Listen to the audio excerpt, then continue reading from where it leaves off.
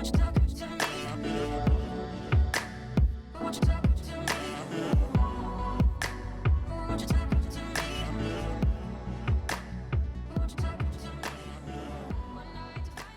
each of your perspectives, explain to me the role of a principal on a campus.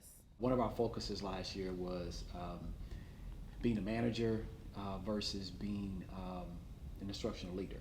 Okay, as a principal, I think traditionally we have expected our principals to be managers on that campus.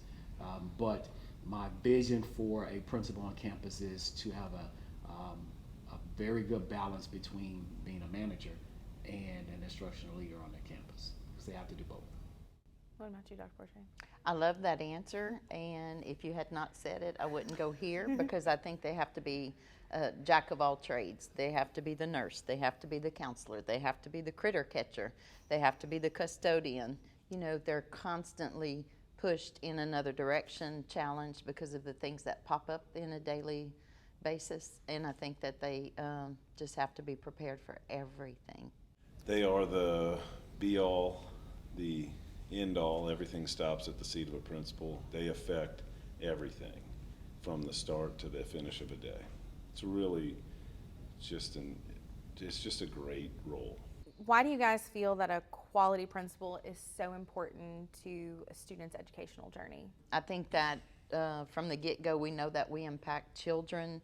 As a teacher in the classroom, we impact children, and then as a principal, we impact our teachers, who therefore impact children. We are the ones that the buck stops with us as the leader, and I think that you can see the impact everywhere you go. Research shows us that the most effective person that we can put in front of a student is a teacher.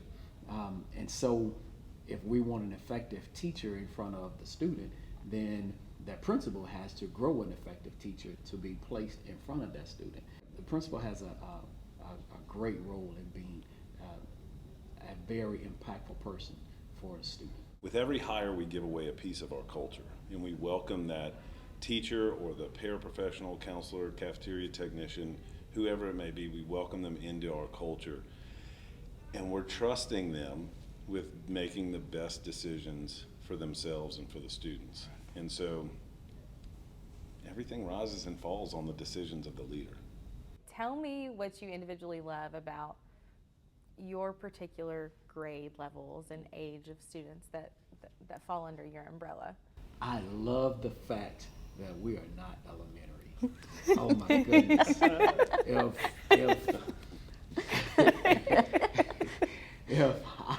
Look, I didn't even like my children at elementary age. You know, that's not true, but I did like them. But it was a tough work, you know, to get me there. I just love I love a young adult. A young adult, you can still mold them to a great adult.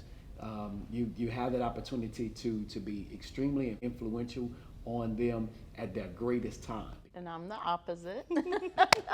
I love the passion and the excitement and the rawness of our age level in elementary. I can remember the first year I started teaching, you never know what the kids are going to say, and you never know what they're going to do. And I was given a spelling test one time, and halfway through the spelling test, I had this little country kid. He was a cowboy. He had his hand down, and his hand goes up, and he starts riding the bull in the middle of the spelling test. And it's just always, you never know what they're going to do. But I love molding the students into believing in themselves.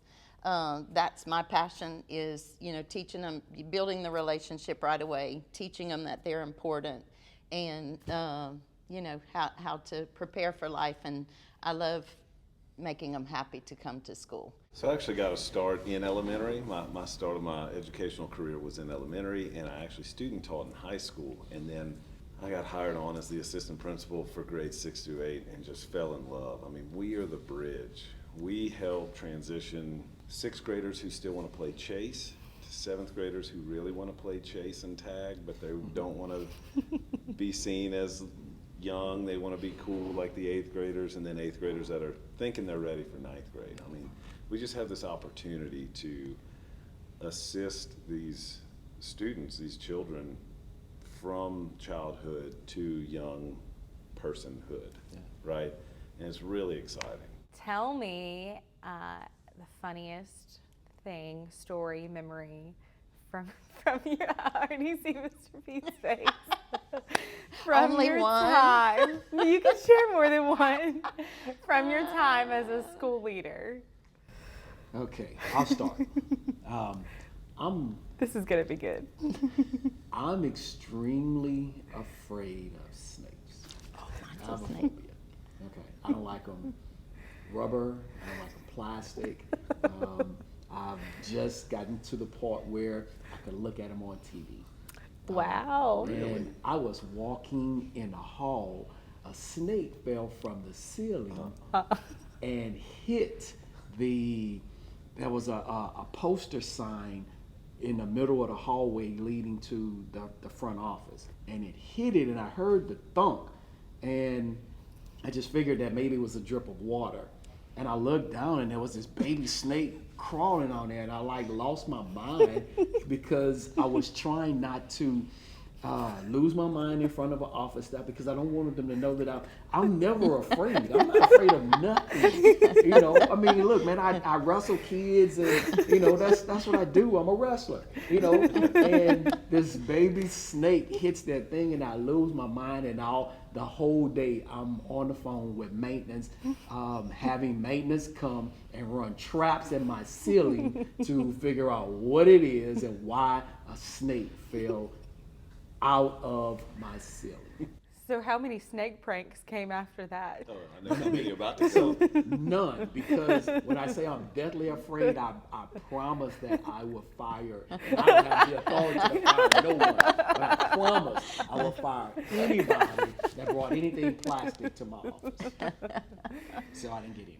Well, funny you should say that, because mine is a snake story too. The PE teacher called one day, and a huge snake had come out of the drain on the outside of the PE classroom, came out of the drain and started going into the parking lot. So it was like on our sidewalk, and it was on the parking lot. So when they called me to come kill the snake or get rid of the snake, when I saw it, I was scared because it was so big. And so I was like, I can't get a shovel, because if you take a shovel or a hoe and you go on the concrete, is it even gonna cut? Like, it wouldn't go in dirt, it wouldn't go in there. So I'm sitting there thinking, what do I do? And I jump in my car and I run over it. And it was more like a speed bump, because I just went bump, bump, bump. And I looked at him, and he's still crawling, but then he had turned and started coming back to the school. So I took off again, and nobody was in the front of the school. Of course, it's the middle of the day. So I go real fast, and I slam on my brakes right when I hit him and just slide over him. And then he's still moving and wriggling and like popping. So I go again, slide over him and slam again. And then whenever I finally knew that I killed him, I had stopped. And then I looked up and I see nothing but glass. And it's all the children that were in the class watching me kill the snake. And their faces were like. Mine's going to be critter related. Things happen. It's not a snake, thank goodness. But I mean, you know, just to watch the reaction with a little tiny mouse that found its way in, and just watching myself and a couple of grown adults chasing after this little tiny mouse. And the teacher reacted because she saw it dart across, and it was like all hands on deck and feet up on desks, while some custodians and myself were chasing after this little thing to try to get it out. You needed Dr. P's snake. I needed, yeah. Which camera? I just want to say specifically to all the school leaders out there, principal, assistant principals, anybody who has any say in the decisions that go into the school day and making our children successful, I just want to say thank you. The value of a principal and the value of the job and the many hats, sometimes taken for granted. So I just want to say thank you for everything you do.